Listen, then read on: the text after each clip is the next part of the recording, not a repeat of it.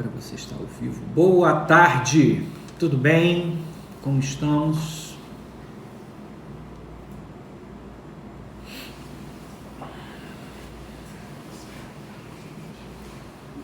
Alô, Fred, Agamenon, Carla, Emmanuel, Érica Beckman. Muito obrigado pela presença de todos vocês. É um prazer enorme retomar esse contato. Estamos aqui hoje, dia 30 de março, exatamente 16 horas. Muito feliz de poder estar com cada um e cada uma nesse final do mês de março. Estamos aqui iniciando mais uma live em que nós vamos ter a oportunidade de conversar sobre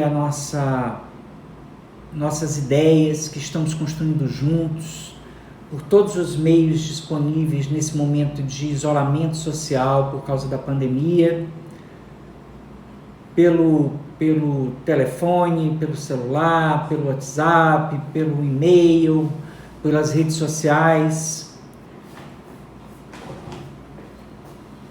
Estou aqui só aguardando um pouco dos amigos que estão muito generosamente aceitando o nosso convite. É uma felicidade imensa, é um prazer enorme. Essa semana, uma semana muito definitiva em que se acirra a necessidade do isolamento. Infelizmente tivemos o primeiro caso confirmado de óbito. Nos solidarizamos com a família, com todas as pessoas que estão em sofrimento por conta dessa situação. E estamos aqui hoje, mais uma vez, para trocar uma ideia, para falar com os colegas, para de uma forma muito transparente explicar tudo que estamos pensando sobre o MP que queremos. Eu sou o Márcio Tadeu, sou promotor da infância, estou diretor da Escola Superior do Ministério Público do Maranhão e quero agradecer imensamente aos colegas do Ministério Público, membros, servidores, colaboradores, as pessoas que também reconhece a importância desse processo de escolha do novo titular do cargo de Procurador-Geral de Justiça, que também estão aqui conosco. O nosso perfil ele é aberto porque o Ministério Público tem que ser transparente, tem que se expor, e é isso que estamos fazendo aqui. Estou em férias, tirei férias para poder ficar completamente à disposição desse processo de escolha, porque acho que é importante, é imprescindível fazer esse diálogo de uma maneira completamente dedicada. É isso que estamos falando. Nós estamos aqui hoje para tratar de um assunto que tem tudo a ver com esse meio que a gente está usando. Na vez anterior, na semana passada, eu tentei falar com vocês, com todos vocês, sobre a nossa intenção, os nossos objetivos, o que é o MP que queremos e dar uma linha geral das principais propostas, que eu volto a dizer, são propostas iniciais e que podem e serão muito modificadas, muito aprimoradas por esse contato. Hoje, vamos falar sobre um tema que é absolutamente importante, como eu disse, que está nos permitindo essa intermediação nesses tempos de isolamento, que é a inovação. E nós vamos falar sobre inovação não só porque é o carro-chefe da nossa proposta para esse processo de escolha e para toda a gestão a partir de junho, quando estaremos lá, todos nós, e eu representando essa vontade, né, dos nossos colegas. Esse tema ele foi escolhido, né, porque uma das ideias centrais da nossa gestão é justamente isso, fazer com que nossos colegas promotores e promotoras, procuradores e promotores, todos que compõem o Ministério Público, nós possamos ter uma participação mais ativa em todo o processo decisório. E pensando na participação dos membros, nas grandes questões da sua carreira, é que a nossa postura é de sempre buscar essa atitude do diálogo. Então tivemos a opção entre a discussão da própria carreira e a questão da inovação, e estamos aqui hoje para falar sobre inovação, né? Falar sobre inovação como essa estratégia de não só de superação das dificuldades, mas de aprimoramento, né? Estamos, volto a dizer, usando as redes sociais porque estamos nesse período de isolamento. Falei antes, mas quero novamente, por uma questão de respeito, registrar o pesar de todos nós, tenho certeza que verbalizo, pela primeira morte confirmada pela questão da pandemia do coronavírus, né?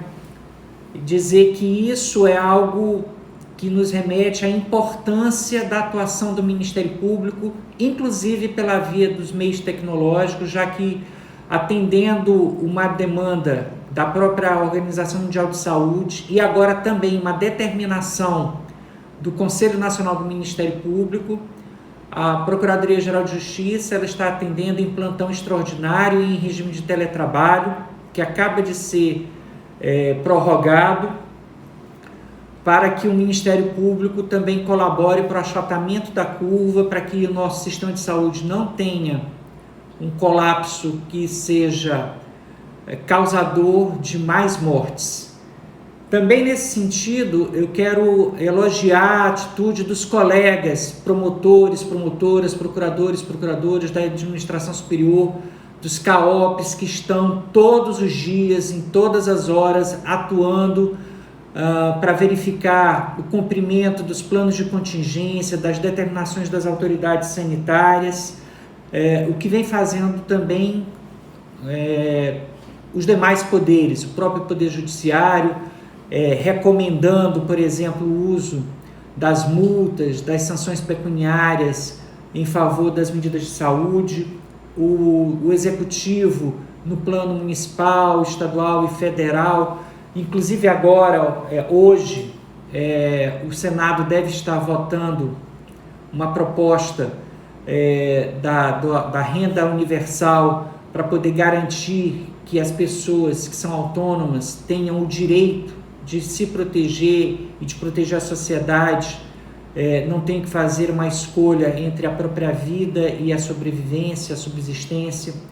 Quero elogiar, portanto, também o Legislativo do Estado do Maranhão, que tem colaborado não só na aprovação das medidas, mas também em atitudes proativas, emprestando todo o seu sistema de comunicação para gravação e transmissão de aulas, já que também por medida sanitária as escolas estão com suas atividades suspensas. Parabenizar a bancada maranhense na Câmara, que a unanimidade aprovou na semana passada esse projeto de renda mínima.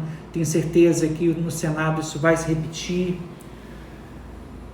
Muito bem, eu quero então dizer do porquê estamos falando sobre tecnologia. Estamos falando sobre tecnologia, meus amigos e minhas amigas, porque esse momento de crise é uma demonstração muito clara de que é a tecnologia a solução mais efetiva para que a gente possa, com resolutividade, superar as dificuldades, né? Estamos aqui hoje usando a tecnologia para fazer um debate aberto, horizontal. Inclusive vou responder algumas perguntas que foram feitas, né, durante esses dias e que eu recebi pelas redes sociais, e que vou tentar falar sobre isso, né?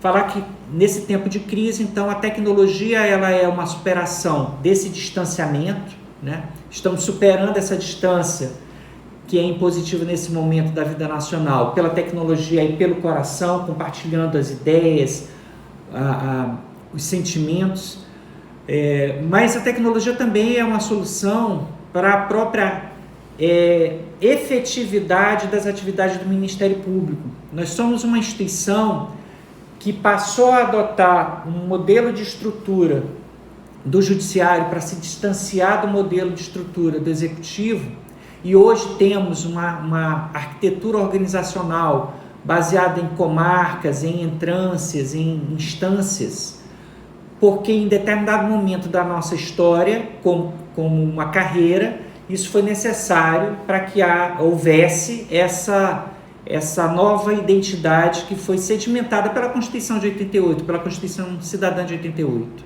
Ocorre que, no momento em que a economia do mundo todo cada vez mais vem tendo dificuldades para o seu desenvolvimento, principalmente nesse momento agora, ter a mesma estrutura que o judiciário, tendo um limite de despesa pessoal 3 vezes inferior, nos leva inequivocamente à necessidade de entendermos de maneira criativa, a gente pode superar essas dificuldades. E a tecnologia é um desses canais. A tecnologia, nesse aspecto, ela vem colaborando para aquela ideia do chamado governo aberto, né? Um governo aberto que tem que ser estabelecido para todo tipo de instituição, principalmente para o Ministério Público, que é uma instituição que tem como missão constitucional a defesa da ordem democrática. E o que é o governo aberto? É você trabalhar a transparência, a integridade, a participação popular, a tecnologia e a inovação.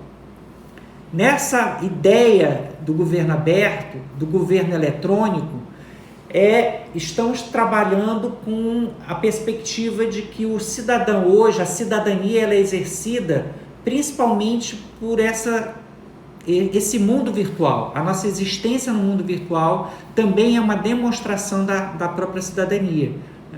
Hoje, a resolução da vida bancária e a bancarização é um dos direitos, inclusive participei da alteração de regra do Banco Central para poder garantir direito de criança e adolescente à bancarização, mas eu conto essa história em outro momento.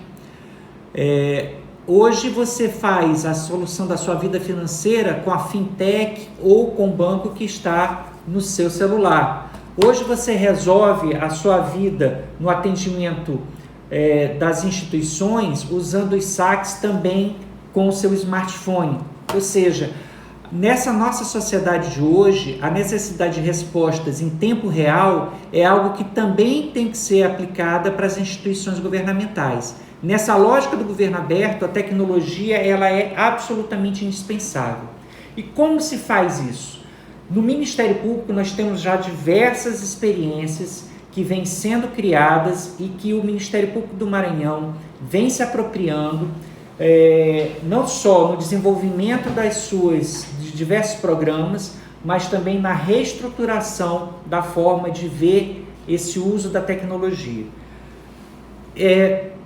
O principal mote, o principal compromisso que eu tenho com você em relação à tecnologia é de que a tecnologia ela tem que ser aplicada em favor das necessidades dos órgãos de execução, porque se essa tecnologia, se o desenvolvimento dos programas obedecer essa lógica, a sociedade será muito melhor atendida e com muito mais qualidade e excelência. É preciso que toda a tecnologia no Ministério Público ela gire em torno das necessidades das unidades ministeriais, em especial da atividade finalística. A menor das promotorias, cada gabinete de procurador, cada CAOP, o próprio conselho, os nossos colegiados, eles têm que ser atendidos nas suas demandas. E isso é algo que vem sendo, em todo o país, organizado a partir de exemplos muito importantes, como o do Ministério Público de Santa Catarina, de Pernambuco, da Paraíba e do Rio de Janeiro, em especial com estruturas que em alguns lugares são chamadas de laboratórios de inovação. É meu compromisso e faremos a instituição de um laboratório de inovação no Ministério Público do Maranhão para que os órgãos de execução possam ser ouvidos de uma maneira muito mais efetiva e as soluções de tecnologia possam vir ao seu encontro. Quando a gente fala em laboratório de inovação, é mais ou menos dizer o seguinte: a coordenação de tecnologia da informação, os desenvolvedores, eles não podem responder uma pergunta que não foi feita da maneira adequada. Quem sabe das necessidades do avanço da tecnologia da informação é justamente quem dela demanda, os órgãos de execução, representando aqueles problemas que lhes são postos pela sociedade. É essa a lógica do governo aberto, do compartilhamento das informações. Nesse aspecto, na história do desenvolvimento dos laboratórios de informação, nós temos principalmente duas grandes linhas. Uma de desenvolvimento dos fluxos, de reordenação dos fluxogramas e organogramas, ou seja, de reaparelhamento. E a mola central, a pedra de toque nesse aspecto é você ter modelos de fluxogramas que se estendam para todas as atividades, em todas as unidades, para que não haja nenhum tipo de solução de continuidade nas respondências ou em qualquer outra situação em que o próprio titular não estiver à frente da sua unidade. Isso vem sendo desenvolvido já de alguns anos com muita competência pelo Ministério Público de Santa Catarina. E é algo que eu também me comprometo a fazer a partir não só daquela ideia da instituição, da Secretaria de Promotoria, no sentido cartorário, conjugado com o estágio de nível médio, principalmente nas promotorias de entrância inicial, que são promotorias que precisam de um apoio para a digitalização, para a alimentação de bancos de dados, ainda em maior quantidade, pelo volume e pela quantidade de diversidade de interesses e de direitos que precisa enfrentar e promover, mas também com a adoção desses fluxogramas. Nesse sentido, o Ministério Público do Estado do Maranhão já avançou bastante dentro do programa de gestão por competência, com o apoio da UEMA, na entrega de diversos relatórios que estão sendo utilizados para a atualização, inclusive, dos nossos regimentos internos.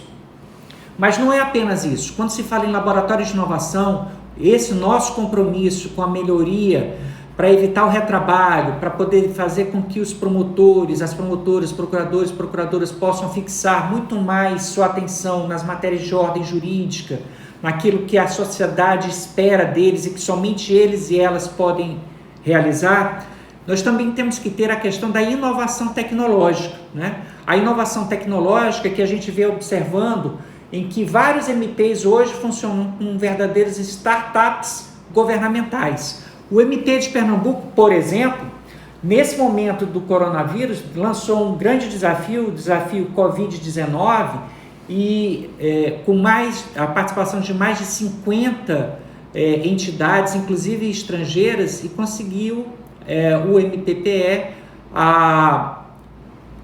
o desenvolvimento de 8 grandes projetos, desde projetos para auxiliar no diagnóstico médico até projetos para apoiar aqueles idosos que vivem em situação de isolamento e que precisam ter um monitoramento mais aperfeiçoado. É o que faz, por exemplo, o MP do Rio de Janeiro com o seu programa Integra, que é uma plataforma digital de acompanhamento processual e que já está sendo acompanhado pela administração superior. Eu falei hoje com o Procurador-Geral de Justiça do Rio de Janeiro, Dr. Gussen, que muito gentilmente trouxe a possibilidade que já está sendo aventada com o atual Procurador-Geral, Dr. Luiz Gonzaga, da cessão sem qualquer custo para o Ministério Público do Maranhão. É uma plataforma que pode colaborar com todas as soluções que já existem e que vão permitir a completa interoperabilidade entre todos os sistemas do MP e judiciais. É um robô que vai ao sistema do judiciário, capta as informações, traz para o sistema próprio do Ministério Público, permite a utilização desse sistema e devolve de maneira automática, evitando o retrabalho, evitando a sobreposição.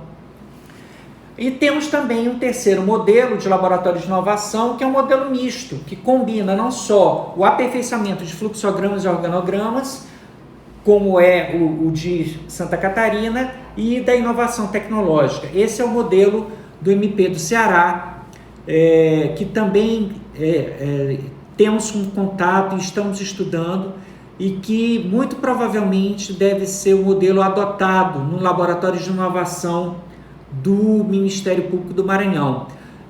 Principalmente porque ele aperfeiçoa a possibilidade da parceria público-privada da Lei 11.709, que trata da possibilidade do uso da Fundação do Desenvolvimento Científico, no caso lá no Ceará, a FUNCAP, no chamado Programa de Cientista-Chefe, no desenvolvimento de programas, de aplicativos a partir das demandas dos órgãos de execução, em especial do Ministério Público, para que essa equipe de cientistas, pagos com essa bolsa da FUNCAP, contratada pelo Ministério Público Cearense, no desenvolvimento das mais diversas soluções, né? E isso gera não só uma rapidez, mas uma adequação máxima às necessidades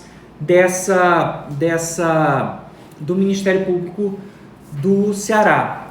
Além disso, meus amigos, minhas amigas, nós estamos planejando o uso, a partir dessa estruturação do laboratório de inovação, das várias possibilidades da chamada inteligência artificial. Hoje se diz que o 12º ministro do STF é um aplicativo, uma solução tecnológica, foi denominada de Victor, que está ajudando na taxonomia e na distribuição, na classificação das milhares de ações que tramitam no Supremo Tribunal Federal. A inteligência artificial é algo que pode e deve ser utilizado para diminuir a carga de trabalho repetitivo dos órgãos de execução, para que promotoras e promotores, procuradores e procuradores de justiça possam dedicar sua força, sua inteligência para a solução jurídica das questões que lhes são postas, evitando, volto a insistir, o retrabalho e agilizando a resposta para a sociedade. E essa combinação entre inteligência artificial e esse número imenso de informações que existe hoje no mundo virtual, a chamada Big Data, né? Que inclusive nos força a nós, instituições públicas, a nos adequarmos à Lei Geral de Proteção de Dados, é algo que o Ministério do Maranhão já caminha nesse sentido, é fazer com que as nossas atividades, eu volto a insistir, principalmente aquelas que são mais repetitivas, possam ser respondidas em tempo real, utilizando a tecnologia com protagonismo do nosso cliente, seja na defesa do direito individual disponível ou de alguma coletividade. E nesse aspecto, há várias possibilidades para o uso da inteligência artificial combinada com o Big Data. A primeira coisa, aqueles ofícios que recebemos nas promotorias pedindo informações. Nesse mundo de hoje, em que estamos trabalhando com vários sistemas, SIMP, Digidoc, PJE, CEUS, SIC, por exemplo, não é de se admitir que tenhamos que usar manualmente essa captação da informação. A sociedade não paga os nossos serviços para que isso aconteça quando já temos soluções de tecnologia. Nosso compromisso é criarmos robôs de mineração de dados. Para quê? Esses robôs eles vão entrar nos nossos sistemas, todos esses que eu acabei de falar, para identificar e capturar essas informações que são necessárias, não só para a identificação de tendências, mais para a formação de estatísticas. E combinando isso, essa mineração de dados por robôs eletrônicos, nós vamos ter a possibilidade até mesmo de elaboração eletrônica e automática de minutas de peças, seja extrajudiciais, sejam peças processuais. Imagine a seguinte situação: na sua promotoria, na sua cidade, em que ainda não existe um serviço de assistência judiciária gratuita, uma representação da DPE ou outro análogo, escritório de faculdade de direito, por exemplo, a Lei Complementar Estadual 13 nos determina, nós promotores e promotoras, oferecermos esse serviço que o Supremo Tribunal Federal disse que é possível enquanto não houver a oferta do serviço da DPE, que esperamos todos, com a emenda constitucional que determinou a sua universalização, venha em bom tempo para que essa instituição também possa ainda mais prestar seus serviços à comunidade. Mas quantas vezes as ações de alimentos, que são importantes, as ações de investigação de paternidade, as ações de guarda, ações que não são da nossa atividade constitucional principal, desviam a nossa força de trabalho para uma atividade que não é aquela nossa atividade central, da defesa dos direitos difusos e coletivos.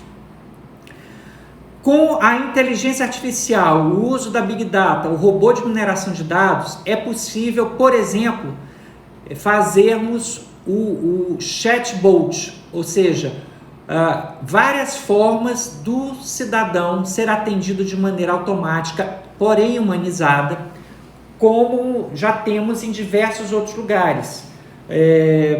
Por exemplo, em Pernambuco também, a ouvidoria desenvolveu um sistema, um chatbot chamado Audívia, em que o cidadão ele é conduzido num sistema, num bate-papo eletrônico, em qualquer lugar que ele estiver, para que ele vá identificando o formato jurídico da sua demanda.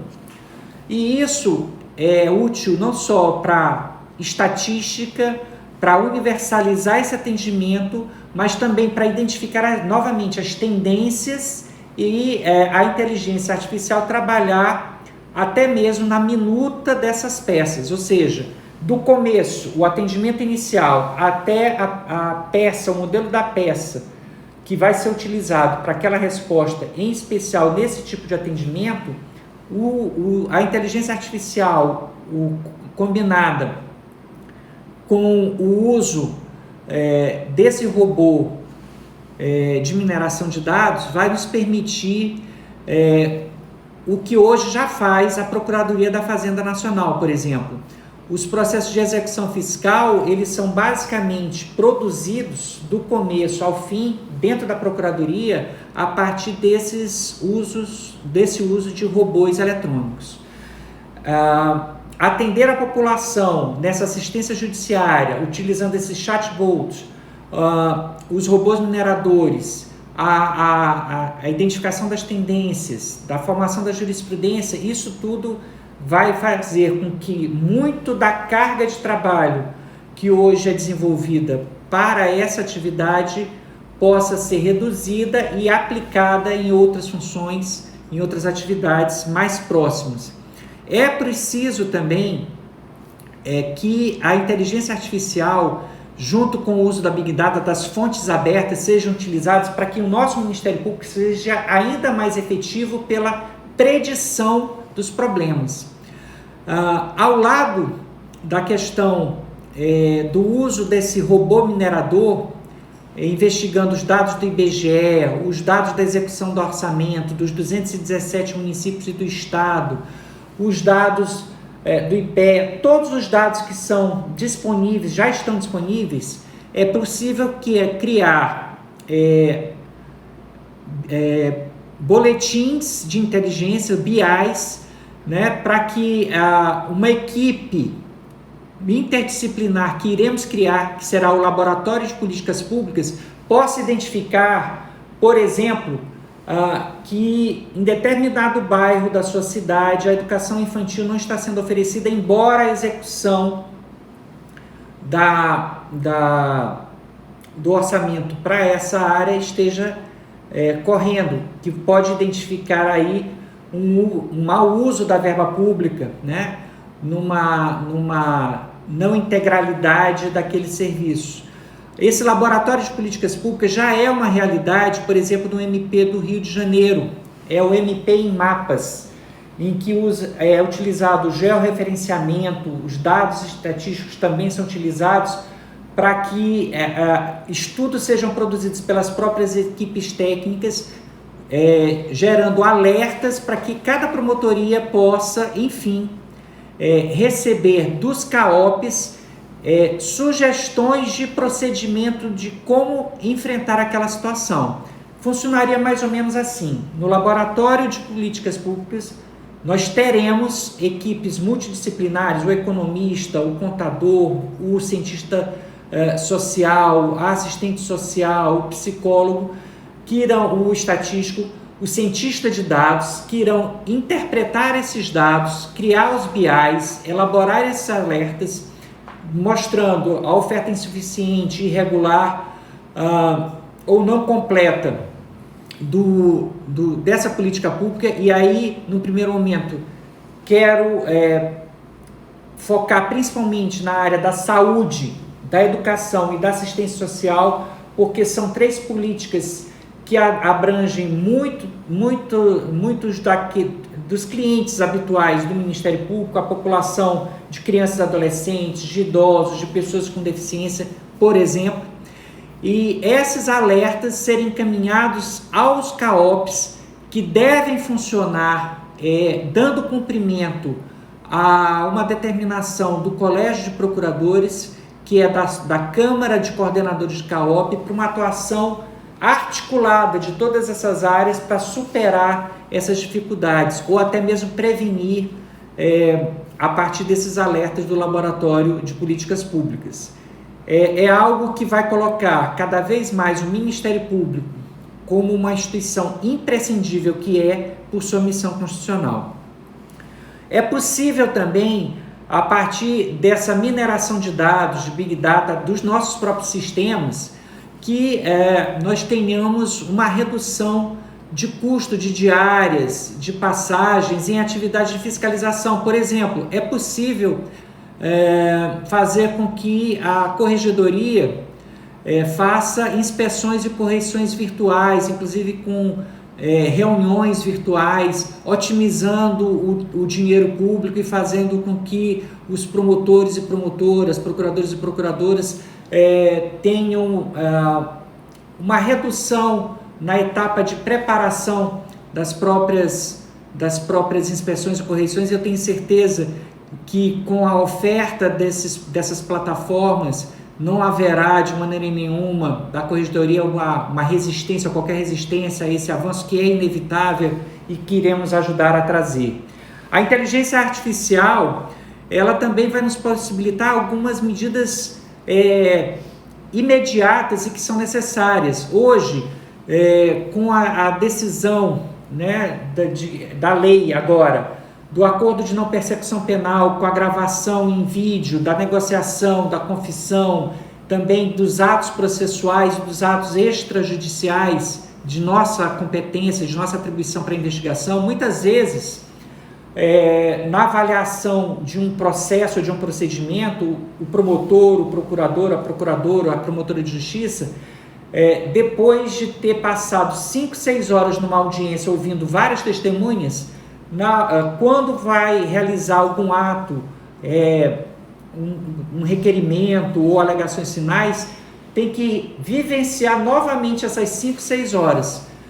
Com o sistema Voxer do Ministério Público de Pernambuco, por exemplo, que é uma plataforma de inteligência artificial para transcrições de domínio jurídico e que já está disponível para acesso pelo Ministério Público do Maranhão, o Dr. Gonzaga tem trabalhado nesse sentido e estamos também comprometidos nessa perspectiva. Esse trabalho ele vai ser reduzido, otimizando, volto a insistir, esse tempo, inclusive com a possibilidade de localização de palavras-chave, abreviando ainda mais essa procura de determinados trechos dessa questão. Isso tudo, por óbvio, exige soluções de estrutura tecnológica. E meu compromisso com todos e com cada um é também nesse sentido.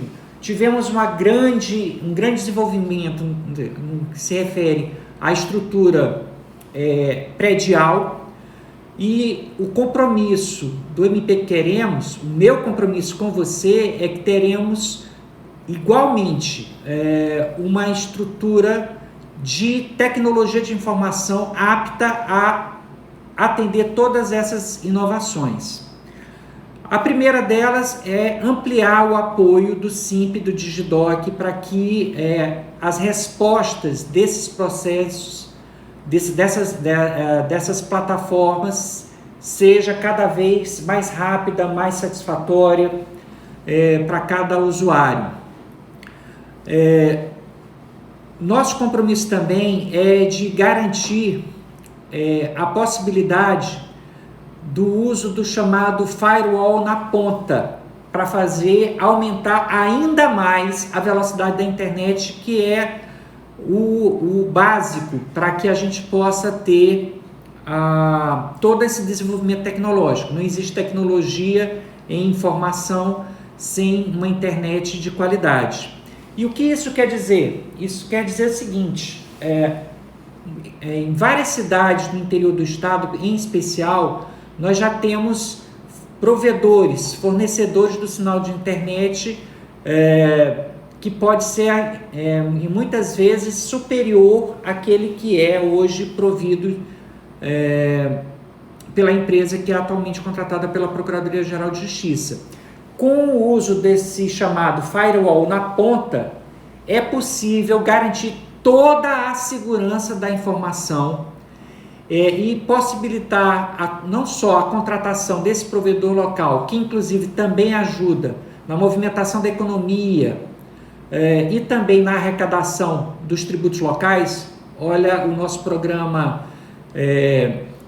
Município Legal, mais Receita, mais Direitos, também sendo aplicado aqui. Isso vai permitir não só a aquisição desse sinal local, muitas vezes superior em algumas cidades em termos de velocidade da internet, como também fazer combinar, garantindo uma espécie de redundância desse sinal, para que esse momento frustrante de perda do sinal ou de lentidão do sinal não atrapalhe, inclusive, a saúde mental dos colegas, e os entendedores entenderão. Mas enfim, indo adiante, um outro compromisso é de tentar garantir a oferta nas unidades, em especial das unidades do interior, em que a possibilidade daquele chat robô pelas mais diversas plataformas, inclusive totens eletrônicos, para que o cidadão possa ir no totem fazendo autoatendimento, muitas vezes resolutivo, para que ele possa ter a resposta o mais rápido possível, mas isso depende muitas vezes de um sinal de Wi-Fi de qualidade. A atual administração ela já desenvolveu esse trabalho, essa pesquisa, já temos uma ata de registro de preço apta e se não for possível para a atual gestão realizar isso, pela imensa demanda que vem havendo, principalmente com essa crise da pandemia, é compromisso do MP que Queremos, é meu compromisso garantir essa universalidade desse Wi-Fi. E vai ser rápido, meus amigos, porque essa ata de registro de preço é para um equipamento que não depende de cabeamento, ou seja, não vai haver a necessidade de uma interferência de obra de engenharia. É uma questão de adaptação desses aparelhos e que espero possa ser feito ainda nessa gestão, mas se não for, você está ouvindo esse meu compromisso. Faremos essa oferta do Wi-Fi sem cabeamento o mais rápido possível. Universalizar também uma segunda tela de computador para os assessores, para que eles também possam ter mais conforto e mais agilidade no exercício das tarefas, dos programas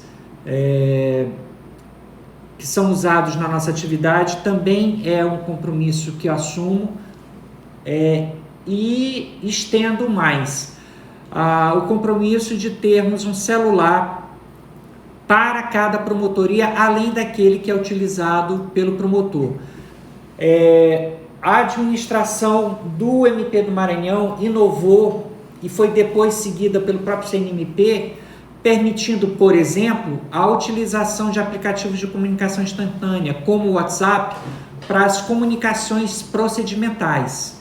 É preciso que se garanta, portanto, o equipamento celular, o smartphone com sinal de qualidade, que vai ser garantido também naquela Wi-Fi sem cabeamento, para que a Secretaria de Promotoria de Justiça, que iremos implantar, possa ter não só essa possibilidade de fazer essas comunicações, de fazer pesquisa, mas também de utilizar os aplicativos que nós já temos, o MPMA Cidadão, ajudando o nosso usuário e orientando para que ele possa utilizar essas soluções de tecnologia sem que haja o desvio da atenção dos nossos servidores, dos nossos terceirizados, para serviços que podem ser utilizados e buscados pelo próprio cidadão, mas também para que a gente possa ter, num período muito breve, e o meu compromisso é que a gente tenha isso até junho do ano que vem,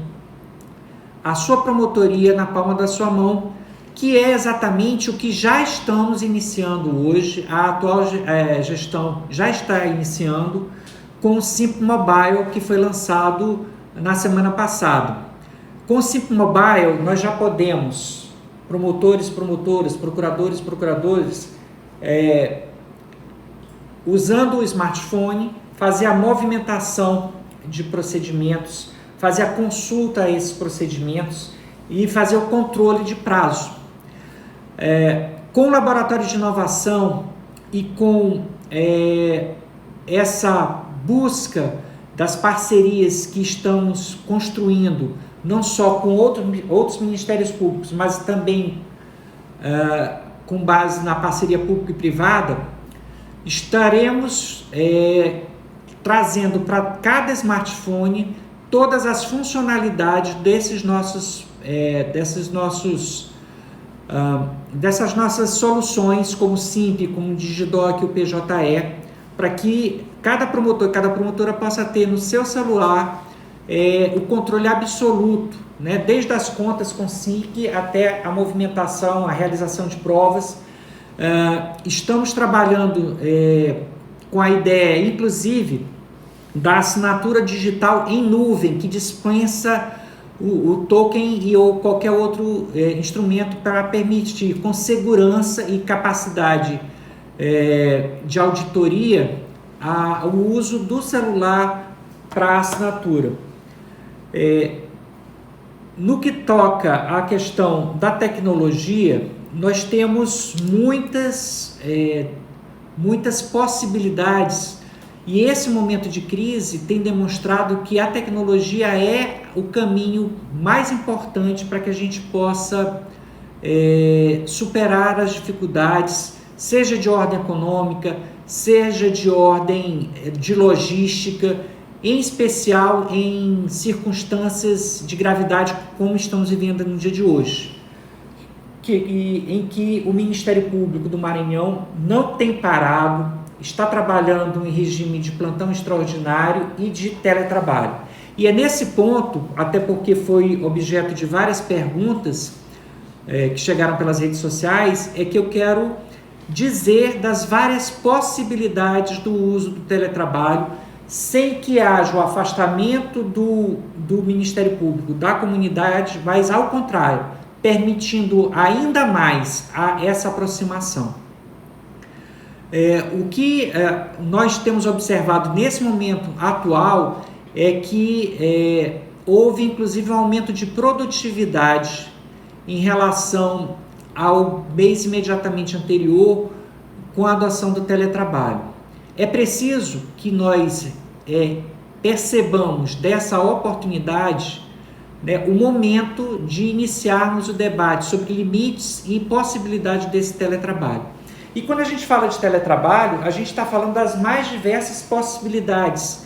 Por exemplo, nós temos órgãos colegiados, como o nosso Conselho Superior, como o próprio Colégio de Procuradores de Justiça, e em especial o Conselho Superior, em que há pautas extensas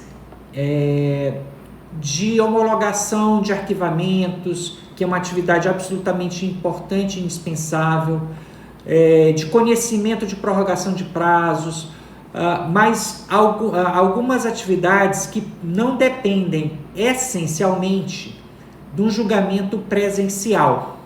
Garantir, como o Supremo Tribunal Federal fez agora, a possibilidade de julgamentos virtuais num plenário virtual, não só permite com que os membros desses colegiados possam aplicar seu tempo desenvolvendo ainda mais a sua capacidade de trabalho nas suas outras tarefas, evitando a sobrecarga, mas também garante um acompanhamento em tempo real por qualquer interessado, inclusive com a possibilidade da sustentação virtual. Qualquer colega que eventualmente ou interessado num processo de arquivamento que está em julgamento pode, a partir dessa ideia das sessões virtuais dos colegiados, fazer essa sustentação. É preciso que se diga que o nosso Tribunal de Justiça, por exemplo, já de algum tempo realiza as sustentações orais virtuais, inclusive com casos em que o advogado que sustenta está em outro continente, né, do outro lado do Atlântico. O teletrabalho, ele pode e deve ser incrementado, principalmente se conseguirmos superar a cultura que tem impedido, no meu entender, de maneira equivocada, o acesso às salas virtuais de audiência. A possibilidade do julgamento em salas virtuais de audiência, como tínhamos até bem pouco tempo, por exemplo, no caso da audiência de custódia, é uma demonstração de que, com o uso da tecnologia e de algumas providências para a garantia dos direitos, essa possibilidade não só agiliza a prestação jurisdicional e também a atividade procedimental, como garante também maior transparência, por conta do registro, por conta da forma de acesso até mais democrático, porque em nosso país nós já temos, são dados estatísticos, um número maior de smartphones do que de habitantes. O teletrabalho, então, em situações não só da virtualização dos procedimentos, do uso das plataformas eletrônicas, em situações excepcionais como estamos vivendo agora, mas também em situações de respondência, tudo isso vai permitir não só uma maior qualidade do atendimento, uma maior segurança jurídica, mas também uma qualidade de vida, não só para quem exerce a atividade, mas também para quem é atendido. Hoje, ainda temos um número grande de comarcas de promotorias sem titulares. E isso se deu não por vontade da administração superior, mas por contingência da Lei de Responsabilidade Fiscal. A possibilidade do teletrabalho na respondência, de uma maneira mais ampla, incluindo a participação virtual em audiências judiciais, permitiria não só que mais colegas estivessem disponíveis para essas substituições cumulativas, até mesmo colegas da capital, da comarca da Grande Ilha, poderiam responder em teletrabalho por promotorias que têm grande dificuldade de provimento, mesmo em substituição plena. E aí, aquela comunidade que não tem nenhum tipo de atendimento passa a ter um atendimento, inclusive com pessoas com uma história na instituição, que podem, pessoas essas que podem colaborar bastante com essa situação. O atendimento remoto e imediato especializado das demandas pelos órgãos de execução, pelo teletrabalho, por todas essas soluções, é uma forma do Ministério Público estar cada vez mais presente e se repensar, inclusive, na sua estrutura organizacional. Esse tipo de estrutura logística, de tecnologia de informação, pode nos permitir ainda mais a implantação das promotorias regionais, como já temos implantado as promotorias de defesa da ordem econômica e tributária. Por quê? Porque é preciso, volto a insistir, repensar a nossa estrutura. E o próprio Colégio de Procuradores, ano passado, reconheceu que, pela nossa independência, autonomia administrativa constitucionalmente estabelecidas, é possível sim que tenhamos uma estrutura hoje diferenciada do judiciário, não só em números de unidades, como também de forma de atuação. Para quê? Para que a limitação da despesa pessoal de 2% da receita corrente líquida para o Ministério Público não seja um óbice a impedir o acesso do cidadão a essa garantia constitucional que é o Ministério Público. Mas, Tadeu, e como é que a gente vai conseguir realizar tudo isso no momento em que a economia mundial sofre abalos e que existe e mesmo uma possibilidade de retrocesso econômico? Desde o ano passado, a atual gestão, a nossa administração superior, vem construindo essa solução. E eu tenho um orgulho enorme de ter participado dos debates e dos momentos dessa construção.